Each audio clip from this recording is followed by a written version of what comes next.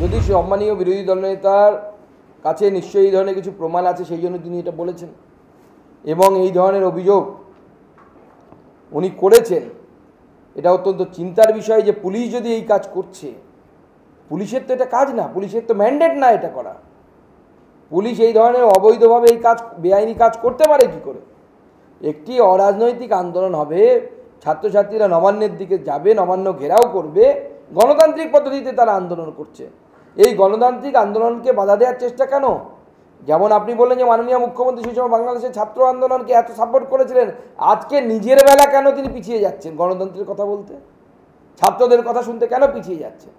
ওনার তো উচিত সেই ছাত্র প্রতিনিধিদের সাথে দেখা করা নবান্নে বসে থেকে। সেই দিন উচিত 27 তারিখে আপনি নবান্নে বসুন, নবান্নে থাকুন বসে, এবং সেই ছাত্রদের সাথে, তাদের প্রতিনিধিদের সাথে কথা বলুন, তারা কি চাইছে এবং তাদের দাবি মানুন।